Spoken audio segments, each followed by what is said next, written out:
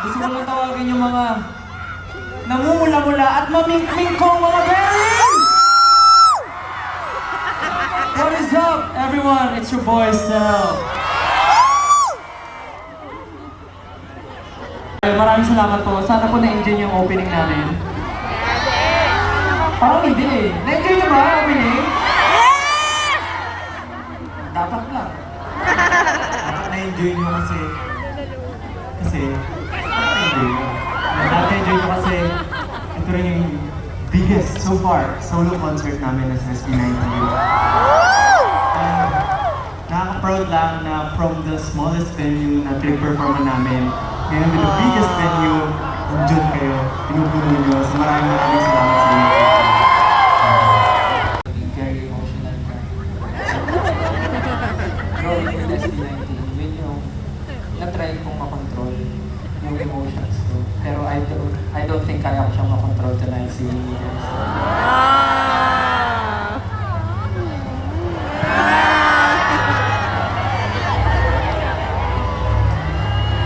tulad nga ng sabi nila, sobrang tagal na ng SB19.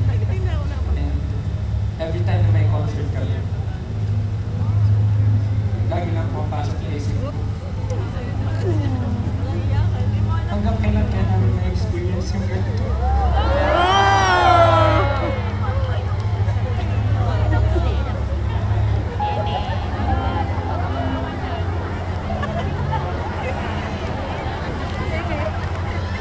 Marami kaming kinakatakutan, pero knowing na nandyan kayo sa amin, sobrang kampante kami na magiging okay lahat.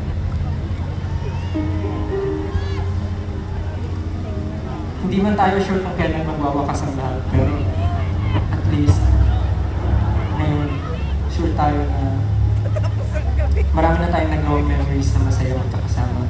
So, saan man tumapunta, I think enough na yun para masabi naging makabuluhan yung buhay ko. So, maraming salamat kayo.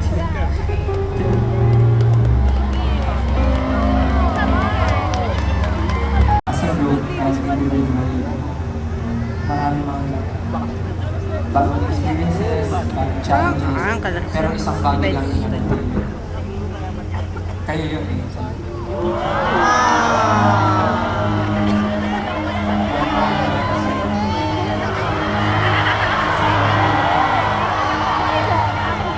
Sana tayo abutin ng pagsasama natin. Sana naging masaya yung journey natin together.